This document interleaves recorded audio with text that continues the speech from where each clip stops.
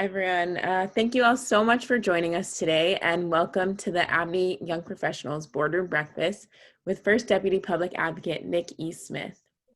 Thank you all so much for taking the time to join us, and we're so excited to hear from the First Deputy Public Advocate about his career path, vision for New York City, and the important work he's doing at the Office of the Public Advocate.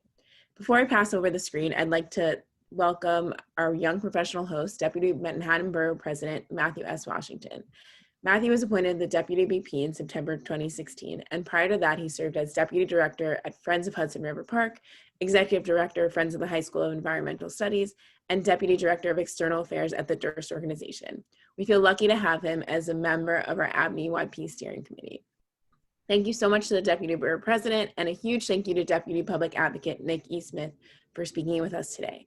Please remember to share and promote the ABNY message through @ABetterNY on social media. And with that, I'll pass off the screen to Deputy Borough President Washington. Thanks all. Good morning, everybody. It's great to be here.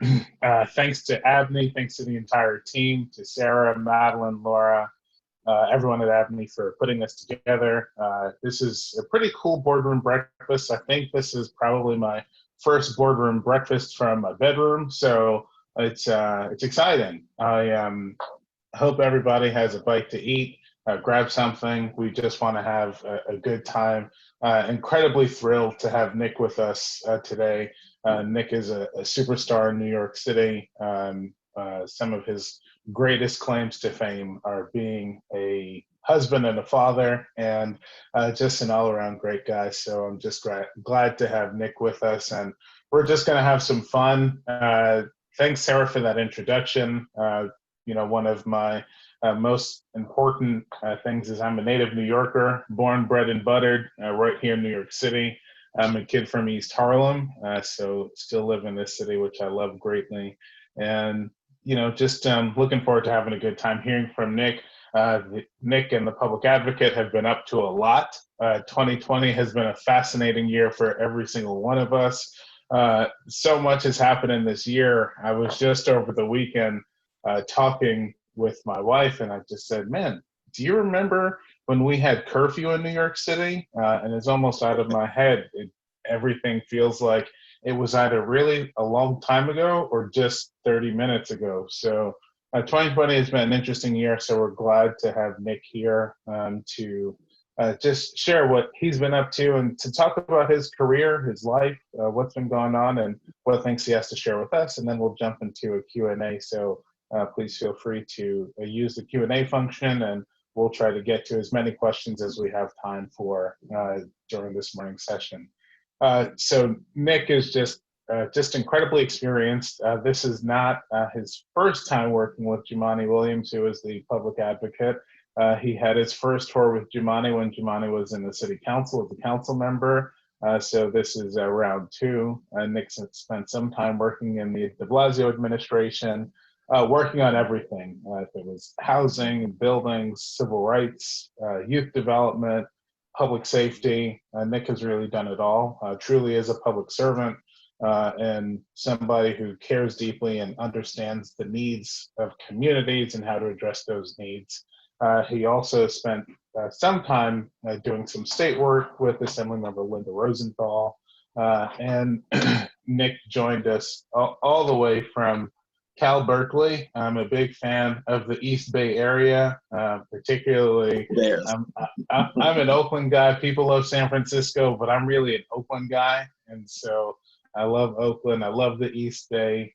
It's a great, great place. And so we appreciate you making it all the way here. After graduating from the University of California, Berkeley, Nick went to law school, had his law degree from St. John's University, Red Storm. So we appreciate that love for New York City. And Nick was also named in City and State's 40 Under 40, which of course he was because he's that good. So Nick has become a good friend over the years, and we're just thrilled to have him here. Nick, thank you for being with us this morning.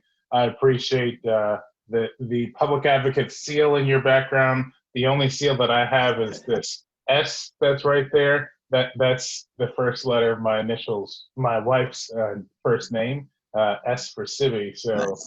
you've got the public advocate behind you, and I've got my wife directing me at all times on what I need to do.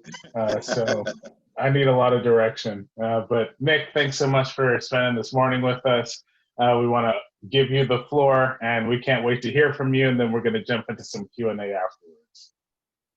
Great, great. Good morning, everybody. And obviously to my friend, Deputy Borough President of Manhattan, Matthew S. Washington. I got you on the S. Thanks for the introduction. I am really excited and thrilled to be here. I've long known about ABNY's work. I've long known about Matthew, your work, and the Borough President of Manhattan, Gail Brewer.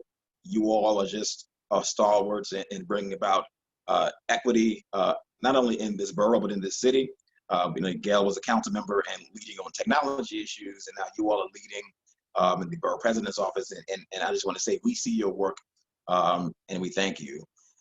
So I guess I'll talk a little bit about who I am, how I got to this space, and of course, working with our public advocate, Jamani Williams, and the work that we're engaging in as a team.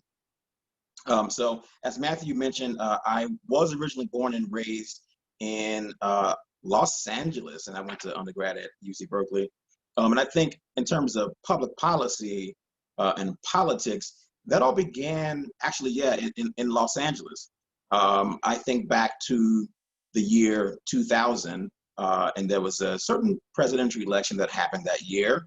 The candidates were George Bush, Al Gore, and that was sort of my awakening. I was 15 years old, and I really became awakened when I turned on the news to watch the election results, and the state of Florida came up on the screen, and Peter Jennings and his folks were talking about dimpled chads and hanging chads, and unfortunately how voters of color, particularly Black voters, were being disenfranchised, by the way, by both parties. There were officials in the Democratic Party and the Republican Party, both running the state department out there and the county elections offices, and it led to a lot of chaos, confusion. Well, to me, if the franchise and the vote is sacrosanct, why is it that we back then in 2000 were having a struggle over voting rights, and we know that struggle continues with the court stripping out parts of the Voting Rights Act pre-clearance and that kind of thing. So that was my sort of awakening to government and to politics and equity. Of course, as then a Black young man, and now is a Black man who's now an adult, and I've seen quite a bit in terms of things through the lens of race and equity. That's also a question. Again, why are we struggling for equity when it comes to particularly Black voters? Why are we making it hard for us to vote?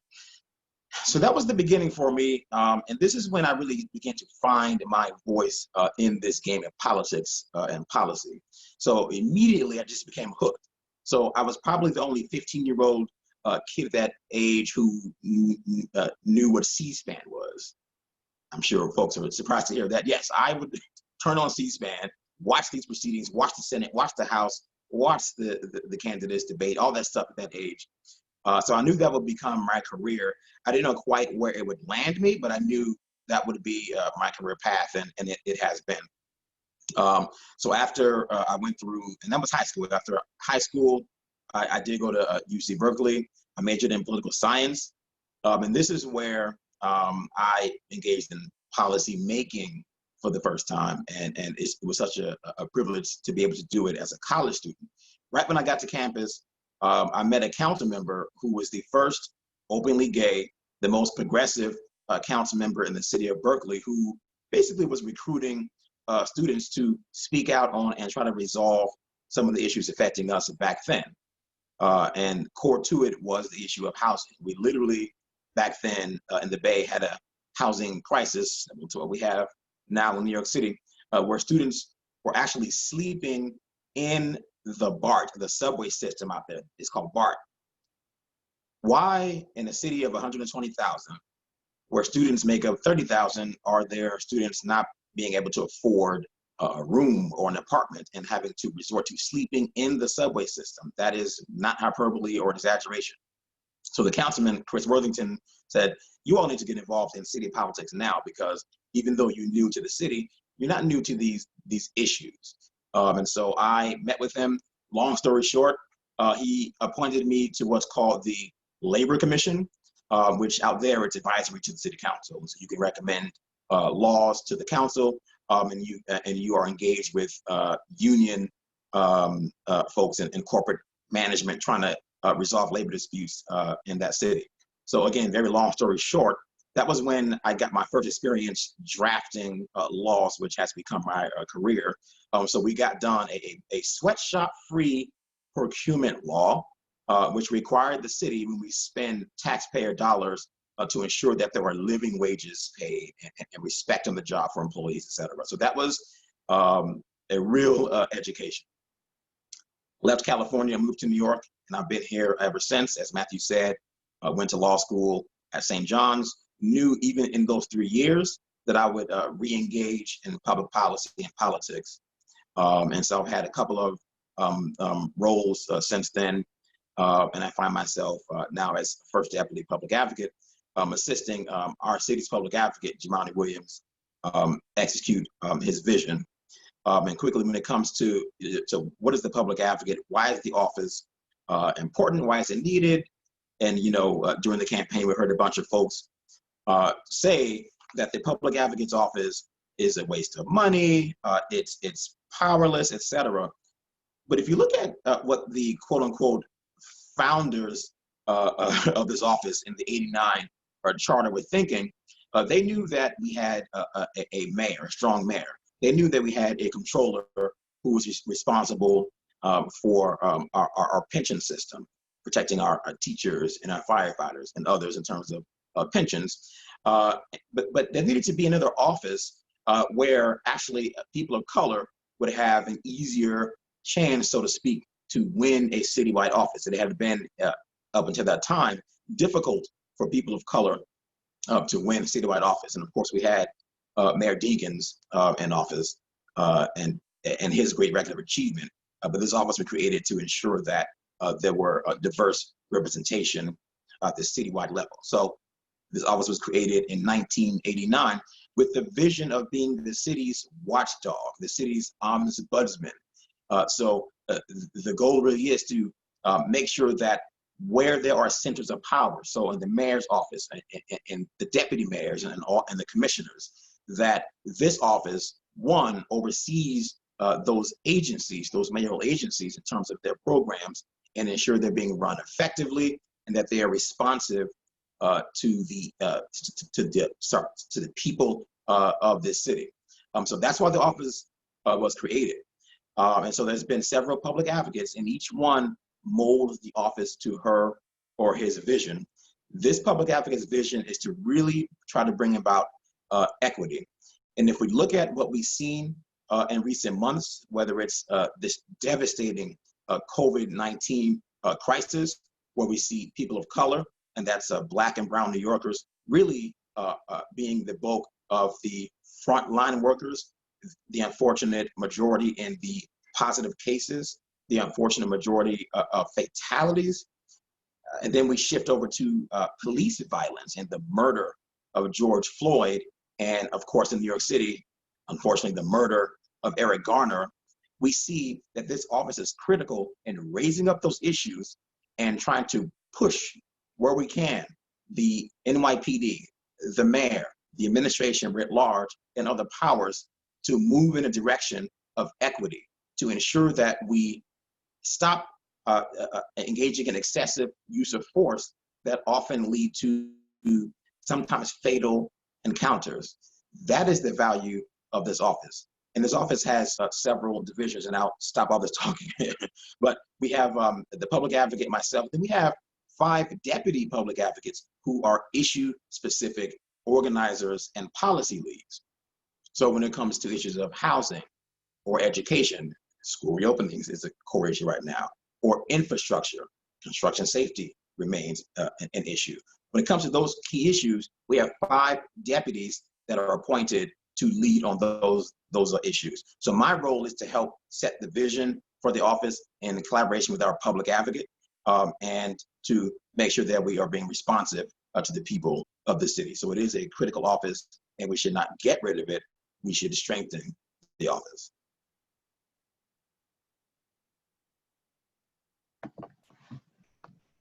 All right, Nick, thank you very much. A lot there that I want to talk about. First, I can't believe at 15 years old you were watching C-SPAN.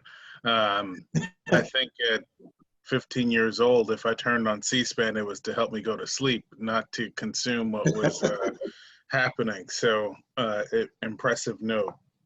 You know, a bunch of things. You talked about the different roles of the deputies and first deputy helping to set the vision for the office. You know, what are the other specific areas that the other deputies are working in? If you can just tell us a little bit more about their roles.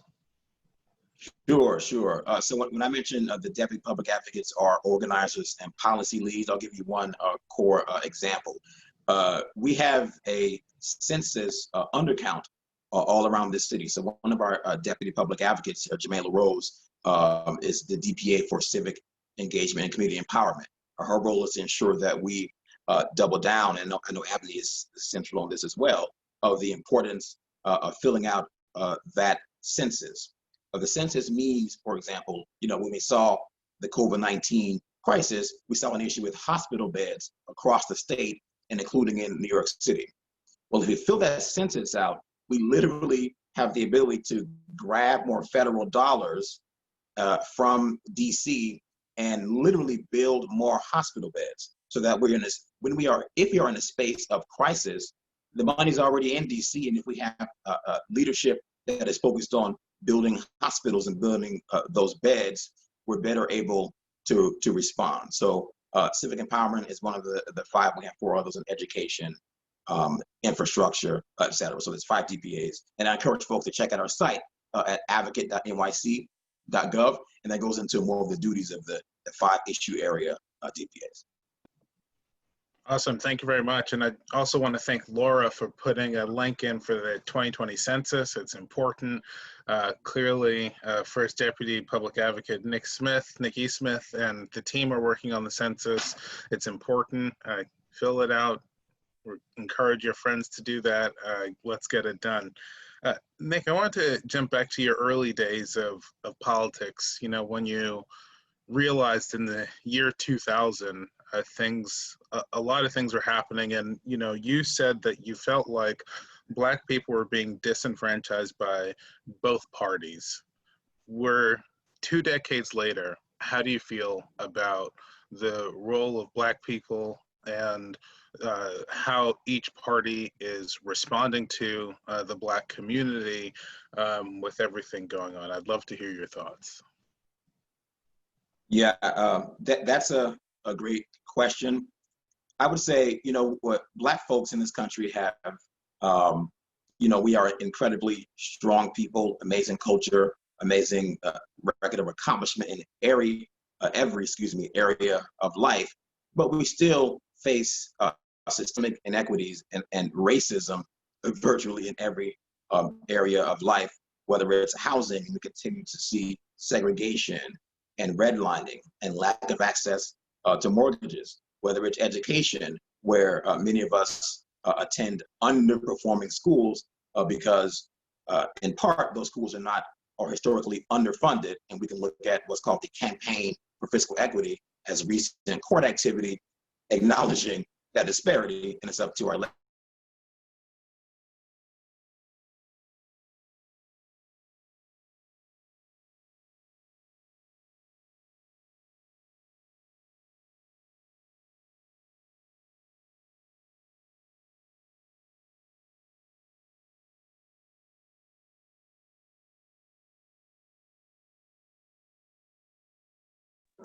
Okay, I think we're back. I think we had a quick break. That continues to be a problem for Black folks. So our office, we're committed to really, one, raising the issues of systemic inequity, and then secondarily, where we can through legislation.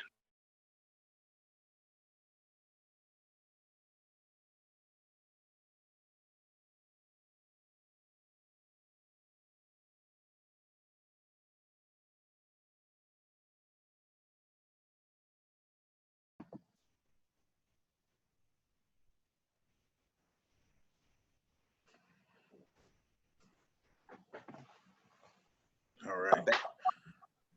Really assisting Black folks and people of color, and any disenfranchised people in our society. So we've got so much more to do in all of those areas, Matthew.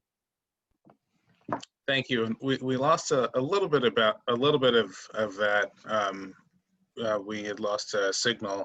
I thought you were just letting us wait for the punchline. They say patience makes the heart grow fonder. So I've developed quite the fondness. I can actually, yeah, no, Matthew, I can repeat the point. I'm sorry the signal screwed up there, but the point is no party is doing what we got to do to break down those systemic inequities. We've all got to be committed to what the late John Lewis called good trouble, pushing and pulling wherever we can, and using what tools we have, whether it's legislation, whether it's persuading a mayoral agency to change a rule or regulation, or whether it's organizing on the ground to get people to speak out. Folks may know that, may have seen that during the protests against police violence, that the public advocate led a march across the Brooklyn Bridge, which was very successful. And the point of that was not just to call out those inequities and police violence against people of color. And I would point out, including Black trans women as people in our society who are just disadvantaged in our society. We got to really call those things out. So the point wasn't just to call those things out. The point was to push for systemic change. And I think we're in the middle of that. And so as the Public Advocate's Office, Matthew, we're actually pushing for a legislation to turn the page on all those things. We just passed the Right to Record Act, which codifies the First Amendment right to record police activity from a safe space, but also sets ground rules in the law so to make sure that if I observe or if you observe a police encounter, you and I can record that from a safe space, and the law now says an officer cannot stop that recording unless there's a real reason to put it in layman's terms. So we're using, Matthew, the tools that this office has, including legislation, to chip away at those systemic inequities. And I'm thrilled to be on the team with our team and our public advocate, pushing every single day to make those things happen. That's awesome. Thank you for that. And that legislation, we'll be watching that, as it goes forward. And thank you. It's one of the things when you talk about the role of the public advocate, people don't always remember that the public advocate, although not a legislator, can introduce legislation to really be active on the needs of the people. And so thank you for using that authority to address concerns that our community is having. Nick, as you were talking and started, one of the things you talked about were schools and access to schools, and how schools are such an important component of equity for all people. The public advocate has put out his plan. You guys have put out your plan on school reopening, pushing it back to October. Can you talk a little bit more about your school plan, how you came to that plan and what you think it will do to address the needs of all students and families to ensure equity in education and successful educational outcomes for our students? Yeah, I'm happy to talk about it. And it's interesting. So when I see these headlines about school reopening, it reminds me that in just a couple of years, I'll be thinking about the same thing because I am the dad of Grace and Faith Smith, two twin girls. So although my girls aren't quite old enough to go to school yet, I'm thinking about it. So there's a personal hook there as well. But yes, so we recently put out a white paper on our recommendations for school reopenings. And let's bring it back to basics. When we make public policy and we make moves in government, it's important to make sure that we are protecting first and foremost the most vulnerable in our population, and that includes our city's young people. If we look at the federal level, we have a president who is almost hell-bent on reopening for the purpose of the dollar, the economy, and making sure that the economy keeps moving. And that's a political point of view. But if we're really talking about the health and safety of our young people, the question isn't really how fast we move to a reopening. The question really is, where are we on positive COVID-19 cases? And are we at a place where we feel confident that sending our young people back into school will not cause any unreasonable risk to them. And so what we've seen is, on the one hand, sort of what's the phrase? I'll just use this, a disagreement, just to say it gently, between the governor and the mayor. And for transparency, yes, I worked for the mayor for a couple of years, but we've seen some disagreement there on the whole process, whether or not the mayor has the power to reopen schools, the governor has the power. Parents don't care about that disagreement. They want clear guidance as to the health and safety of their children. So our white paper, the message is very clear. We can't rush this reopening. We should be reopening our schools, but we've got to implement both a in-person and a virtual hybrid system.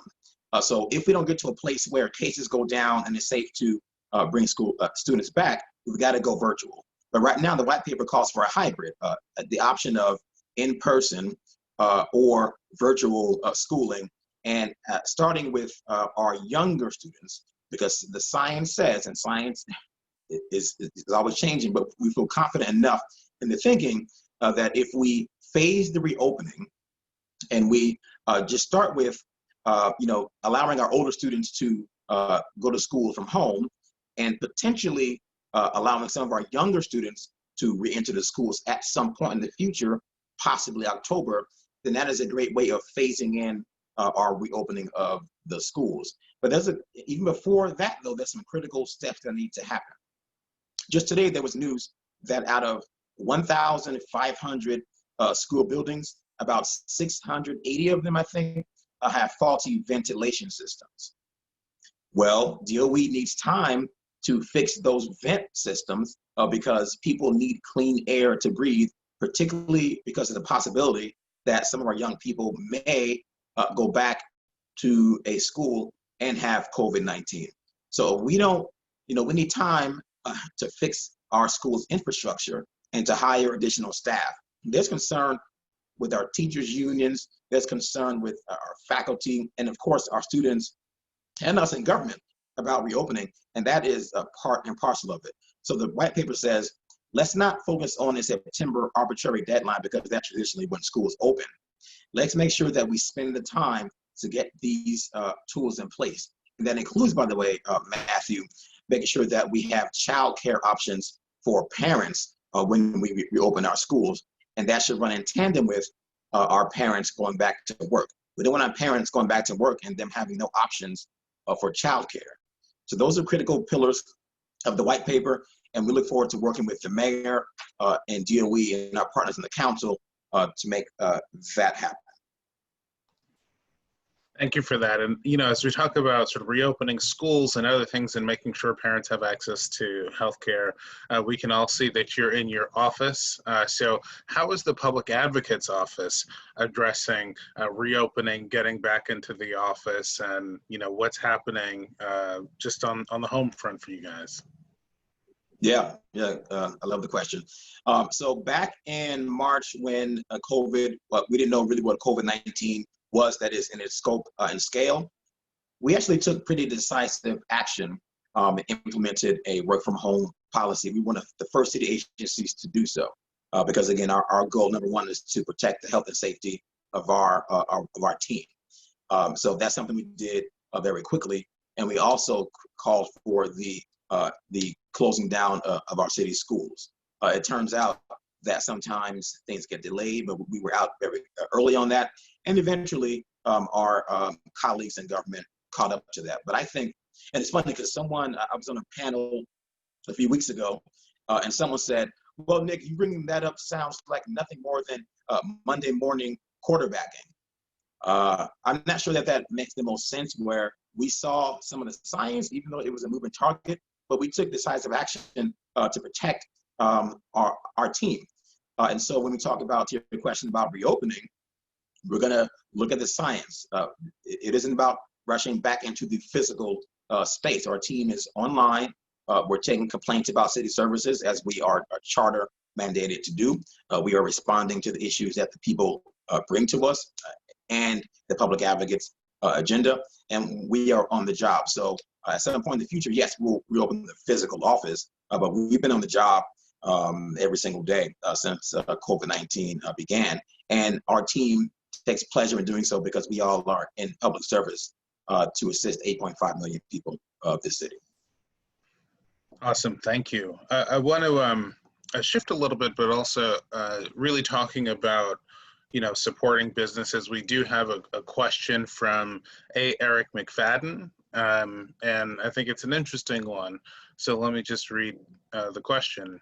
What is the public advocate doing to assist the Black-owned New York City-based IT firms in accessing goods and services contracts from Do It and other mayoral agencies? The city's contracts with CDWG and SHI are barriers to NYC-based Black-owned IT businesses. How do you respond to that? What are your thoughts on this, Nick? It is a good question. And so let me first say, businesses overall are experiencing a real crisis, I think, due to COVID-19. We're well aware of the expense of starting a small business alone and then running that small business where taxes are high and there's just so many literal expenses like water, lights, payroll, et cetera. So we get that we're in a real crisis. So our goal is to make sure that our businesses, and particularly our Black-owned businesses and entrepreneurs, are able to start their businesses and thrive. But the reality is, yes, we're in a crisis. And you mentioned IT and city contracts. A few years ago, one of our colleagues, the controller, did a study about small businesses in the city and MWBEs in particular, and of course that includes Black-owned, and showed that out of $20 billion in contracts, and that's prime contracts and subcontracts, $1 billion went to MWBE. And then when we parse that out, a lot of that is the W, women-owned businesses, which is, of course, a fantastic thing. But in that MWBE is the letter M, focusing on minority and Black-owned businesses. And so I took a look actually pretty recently at the MWBE goals and see that there's something called Local Law 1 of 2013, sponsored by then Speaker Quinn. And that increased goals for contracting, again, both prime contracts and subcontracts. And although that was increased, our office is interested in looking at those goals again. There's a legal issue with mandating a %, but we're interested in looking at those goals again and seeing if we can increase those goals, and that includes Black businesses. And it's not just a citywide goal we should be looking at, but we should be looking at each city agency that also individually engages in prime and subprime contracts. So you mentioned Do It and IT contracts for Black-owned businesses, like the one you own to the questioner. Yeah, we're looking into that, and I would like you to, if you don't mind, get in touch with us so we can get more on those. I think that you mentioned 2 vendors. I want to hear more about it, so we can look into it. But I will say it's critical for our office to push on increasing the Black-owned businesses that are starting up, and of course, those that are getting contracts from the city. And I get your point. Budgets are moral documents, and you're talking about spending taxpayer dollars. And so we've got to be about the business of making sure that groups that have been historically disenfranchised and left out of the economic boom receive more of those contracts. So we will be doing some more work on this issue, and please stay in touch with me on that topic. Excellent, thank you for that. You know, the public advocate, and certainly you guys have been huge advocates against gun violence in the city, especially around the 4th of July. We saw a significant increase in shootings around the city. It was sort of what was being reported in the news. You know, so what's happening? You know, what specific things are you all working on to decrease gun violence, stop the influx of illegal weapons and other things? So, you know, what's happening with gun violence right now? Yeah, this is obviously a challenging topic. When we talk about gun violence, we can't just talk about this in terms of statistics and numbers. Every life lost and every person injured That's, a human being that is no longer walking around to contribute to our society. So that's our starting point. And, the public advocate has been working on this issue for many years, as have I with him. And it saddens me just to see the incidents of gun violence that plague our city. And, I know that we see spikes in the summer, and, we've got to do something about it. And we know some of the solutions, but if this were easy to solve, it would have been solved long ago.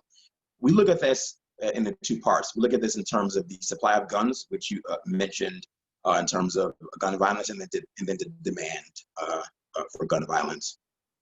On the supply side, that's more of a federal and state issue to resolve. We know that a lot of the guns that are in the city and that wind up on our streets not manufactured here in New York City. They come up the I-95 corridor from states that have more lax gun regulation. And we know, we talk a lot about the Second Amendment for a well-regulated militia, by the way. And the Second Amendment is sacrosanct, but that doesn't mean that we shouldn't have reasonable restrictions on the availability and the tracking of guns. And so we need the Congress and the state, but particularly the Congress, in terms of a federal, a national landscape, to do a much better job, pass additional gun regulations that help track these guns, that remove the liability that gun manufacturers currently have if someone wants to sue them over gun violence. And that law was passed, unfortunately, the last 10 to 12 years at the federal level. We need the federal government to do that. And I'm hopeful that if there's a change in the government in the next few months, that we'll have a president and a Congress that will adopt that legislation. At the state level, similar deal, better landscape, but still more to do. We passed the New York SAFE Act in New York, actually 2 rounds of gun regulation, where we implemented, for example, safe storage, et cetera. And those are good acts. And that gets to the supply side. There's more to do there. But our public advocate talks about supply and demand. And demand means, what are the root causes of people wanting to pick up a gun? No one inherently wants to pick up a deadly weapon and use it against a fellow human being. There's usually some reason that they do so, whether it's a mental health issue, or whether it's a lack of resources and just feeling like there's hopelessness and they're stuck in a cycle of poverty. There's no access to jobs. And if you don't have a job, it's hard to take care of families. That's why people sometimes pick up that gun and use it. So it's important for us to recognize that there are people here that we're talking about, and we've got to address the root causes, so the social conditions of gun violence. And gun violence is a health issue. So we got to reframe when we talk about gun violence. It is a health issue. It isn't, just a issue for the penal codes and a crime. It's a health issue. So some of the tools and the solutions that we see that have been effective, and I got to give all praises to these New Yorkers. There's what's called the Crisis Management System, CMS, which is New York City's version of Cure Violence that comes out of Chicago and it comes out of Boston. This theory is you have peers who may have themselves engaged in gun violence at some point in their lives that are turning their lives around and that want to engage our young people and show them a different way, a different path. And so we have about, I think the number now is $30+ million that the public advocate, Councilman Cabrera, and 2 just superstars, Erica Ford of Life Camp in Queens, A.T. Mitchell, Brooklyn, Aisha Sekou, Harlem, and a bunch of Cure Violence or CMS providers that are on the ground engaging our young people. One of the most successful models that we've seen. And if you look at, for example, Erica's group Life Camp out in Southeast Queens, you will see in her catchment area, there was about a year span that in her catchment area, there were no reported shooting incidents for a calendar year. Let me say that again. In Erica's catchment area, no reported shootings for a calendar year. That's because of those violence interrupters that are in the streets talking to young people. That is because with the public advocate and then Councilmember Fredetas and Councilmember Eugene and the speaker, Mark Verito, push forward, which is summer jobs as well. So you don't only have peers on the streets, but we fought and got additional SYP summer job slots. We have crisis counseling in our schools, particularly middle schools, to again help show our young people a better way. So the CMS system is one of the most significant models in addressing and reducing the demand for gun violence. But I don't want to go on too long, but this is very important for our office and for our city. So that's one solution. But let's also talk about poverty and jobs and wages. Even when we do have a job, we don't earn enough wages to support our families. That is a core issue. New York City has some of the highest costs of living in any city in the country, and it's incumbent upon those of us in government to, one, recognize that and do what we can to increase the take-home pay of our residents. And so the earlier question that talked about city contracts and prime contracts and some contracts, even with those, we got to make sure that when we contract with our MWBE entities, that we're ensuring that they pay, that they're able to, one, start up and maintain, that they're also paying their employees when they can, wages that are commensurate with the living wage. So the gun violence issue is a complicated, a tough one, but we see some of the models. Let's expand CMS. Let's make sure that our young people have jobs and schools that have after-school programming and getting to, again, the root cause. And I think if we focus squarely on that, if we put all hands on deck, we will see a reduction of gun violence, even in places like the summer, where we historically see a spike, which we are unfortunately experiencing now. But that's what we got to do as a city, as a state, and as the federal government. And I know we can do it. I'm optimistic about reducing gun violence in our city. Awesome. Thank you for that. And clearly it's a passion. A lot of work has gone into this by you and the team. You know, as you talked about young people, making sure, you know, they are employed and have opportunities, you know, as we think about gun violence and its association with economics, there seems to be a clear correlation. So, what are you doing to encourage and support young entrepreneurs, young people who are interested in working and just sort of getting out there with their ideas and breathing life into them and encouraging innovation in youth? Yeah, I think this is also a two-parter. I think one is making sure that our young entrepreneurs, particularly of color, know that you can do it.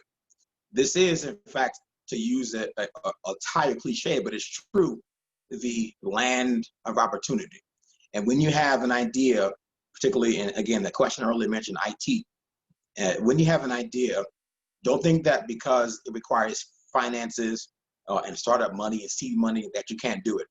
There are what's called accelerators and incubators in our city that are specifically dedicated towards ensuring that New Yorkers, including young people, young entrepreneurs, can start those businesses.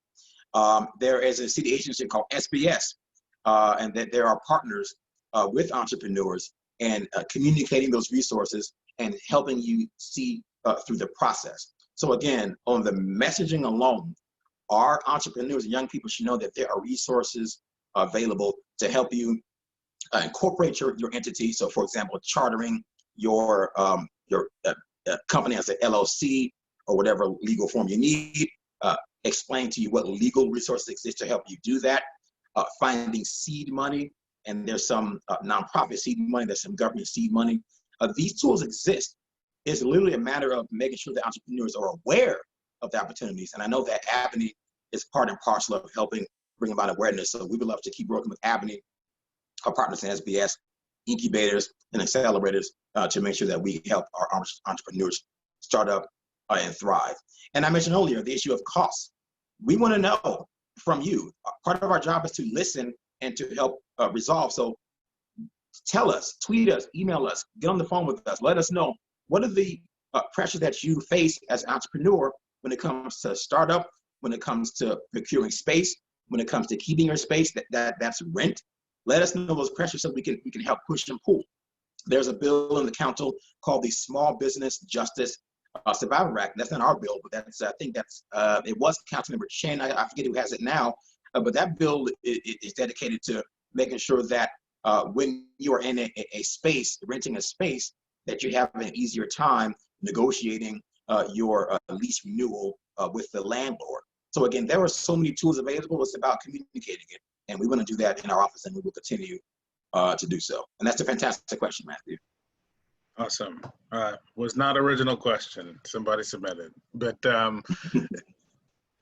Nick, so much has been happening. You know, as we think about the country with COVID-19, we think about, as you talked about, the murder of George Floyd and others. We've got so much happening in this country across the globe that's sort of got people fired up, and people are frustrated. Understandably so, with what's happening in the world or what hasn't been happening. Are there any, good pieces of legislation or good ideas that are coming out in this city or across the country that you think we should be paying attention to and trying to get behind and supporting during this time? Absolutely. And I don't think we, on this question, should be reinventing the wheel. There are so many advocate groups across the country that includes Black Lives Matter that are very clear on what we got to be doing federally, state level, and locally to respond to this crisis. There are so many groups responding to COVID-19 as well. And I'll just touch on the federal landscape first, and then I'll talk about state and local, particularly when it comes to police violence. I'm also fed up. I'm sick and tired of turning on the TV and seeing people of color, that's Black Americans, Hispanic Americans, other people of color, and again, including Black trans women, being shot down in the street at the hands of, quote, the state government, police departments across the country. There are so many issues with bias in our police departments, and we often hear response police chiefs across the country saying, yes, we get that there's an issue. We have changed our training to increase implicit bias training, etc. But let's be clear, that is not enough. If implicit bias training would have been enough, we wouldn't see these repeat incidents. We need to reimagine what public safety means. That is what Black Lives Matter have said very clearly, and it's up to us in government to execute the vision of what people on the ground, people who look like us, you and Matthew, are saying. So for example, use of force. Departments across the country often don't have a codified use of force standard, and therefore we often see excessive use of force based on a patrol guide or training. We need, as a first preliminary step, to codify a standard, uniform use of force standard so that it's clear, it's in writing, and it's the law. But that goes into PD-specific practices, and there are a bunch of those, which we can also unpack. But more broadly, when we talk about reimagining public safety, it's divest, invest. It's making sure that we don't spend all of our money on police itself, because that doesn't get to the root cause of the issues that we face. We can't police our way out of poverty. We can't police our way out of crumbling public schools. We can't police our way out of the social ills that face us. For example, mental health. This is another example of what we're calling for. When we have a mental health crisis, why are we sending people who have a dark blue uniform, a badge, and a gun, and maybe a warrant, maybe not? In the case of Breonna Taylor, that was a mental health case. That was a no-knock warrant, but the example was apt. Why are we sending people to those calls? Why do we think that that's illogical? When we send a police officer to a mental health call, that's probably going to exacerbate the tension because it's a mental health call. People are experiencing a crisis, and the last thing they need is to look up and see someone with a gun in their face. There's a gentleman named Kowalski Trawick who was killed in the middle of a mental health crisis. Deborah Danner was killed in the middle of a mental health crisis. Dwayne June in Brooklyn, killed in the middle of a mental health crisis. We've got to shift the model from a police response to a peer response. Let's send peers or trained social worker, trained violence reduction folks into those calls to engage in the social work that we need. This is a matter of resources. So when we talk about reimagining public safety, that's a part of it. That's a piece of it. Let's stop sending police to these mental health calls. Let's fund our public schools. Let's ensure that we have sufficient summer jobs for our young people. Let's ensure that, as was asked earlier, that entrepreneurs don't feel so frustrated by the idea of high taxes, high rent, et cetera. Let's chip away at those things. That way, we're not sending the police in to solve all these problems. That isn't right. And I think we're moving in that direction. I will say the public advocate himself and our team working on a bill that would shift the model from a police response to mental health calls to a peer-centered response. So I'm proud of that. But we got to reimagine what public safety is at the federal, state, and local levels. And I talked already about cure violence. We got to fund cure violence, the CMS system. That's another piece of it. Excellent, thank you. Sorry, I just wanted to remind anyone, if you had a quick question that you wanted to throw in, please throw that in the chat. Nick, with so much going on in the world, you know, and thinking about the future, I just want to share one of my favorite pictures. You might recognize this. For those who don't know. You got me on this one. Okay. You got me on this. I didn't expect this one. So, folks, this is a picture from July 23rd. My daughters, Grace and Faith, turned 1 year old. So I love that, Matthew. We had a birthday party, a socially distanced, safe birthday party for Grace and Faith. And it was a great time. And I'll tell you, Matthew, those two little girls give me and my partner Tiffany are just an amazing amount of hope. Again, and every day I see new things. You know, what they've started to do now is they've begun to wave. So it's the cutest thing. Those two girls give me hope, and they are the reason why I do what I do. I know I have a certain love for public policy. They only remind me why I do this work. And I love that you printed that picture out. And it's a fun one. And by the way, I got to say, that image is a cartoon, actually. There's a cartoon that we try to get them to watch called Achille and Me. And Nick, you got muted.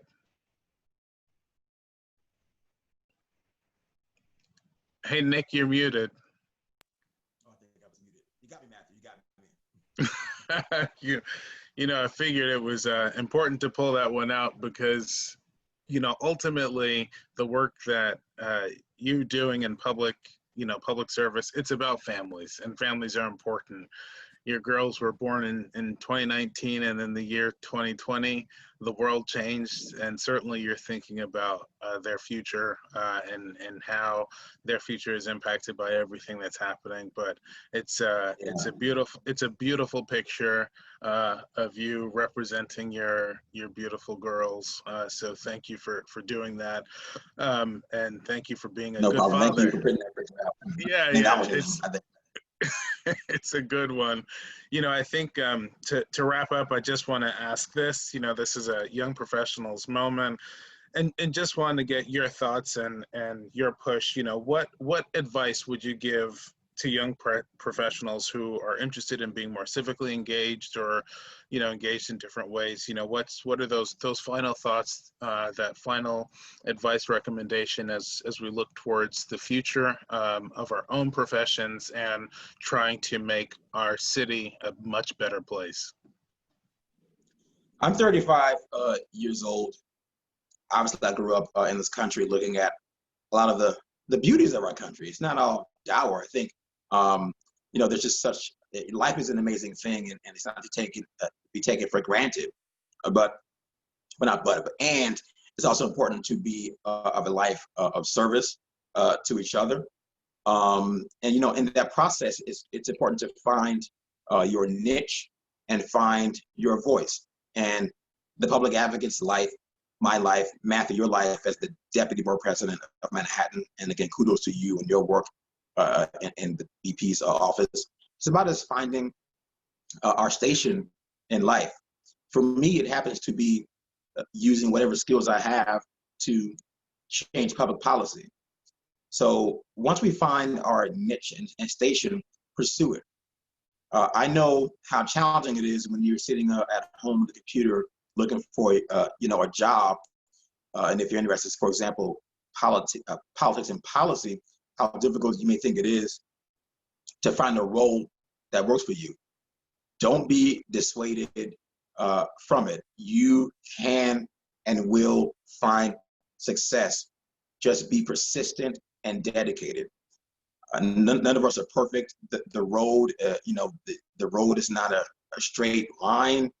There will always be twists and turns in life, but it can and will be done with optimism, with faith, and with education, be informed, and with again, persistence. So to young people, young professionals that are on this call, keep at it, keep up. Whatever you find that you're good at, pursue it, learn more about it. Talk to peers who are in the field. Although I have a certain level of expertise when it comes to policy, I don't know everything. And so I myself learn every day about new issues, about nuance, about stats, about what affects us. We all learn every day. So I would say be persistent, progressive, be open to saying, I don't know. Be aware that you don't know everything. I don't. Sometimes you'll make the wrong move. Mistakes happen in life. But again, pursue it, because at the end of the day, that's the most you can ask for. And I think in terms of karma, if you put out good energy into the universe, it will come back in terms of success. That's what I would advise my peers who are on the call, Matthew. That's awesome. Thanks, Nick. And my advice would be to just follow Nick and we'll be all right. Matthew. I really want to thank First Deputy Public Advocate Nicky Smith for taking some time this morning just to share his life and some other things that he's done, and be surprised by a picture of him with his girl's t-shirt on. I can't thank ABNY enough, to Laura, Madeline, Sarah, John, the whole team for making this happen. Certainly to our attendees, we saw some superstars in there like Angela Pinsky, some friends like Jonathan Bing and Lisa George. So thank you all for joining us today. Continue to hang out with ABNY. Much thanks to the Young Professionals group. Glad to be a part of it. And I'm going to send it back to Sarah so she can wrap things up. But thank you all for letting me moderate and have this fun chat with Nick this morning. So enjoy the day, everybody. Thank you all. Thank you, Abney. Thank you, Matthew. Thank you, team. I appreciate it. Thank you all so much. Thank you so much, Matthew, and so much, Nick. That was so enlightening and frankly inspiring. And we're so lucky to have you this morning. And thank you. This was great.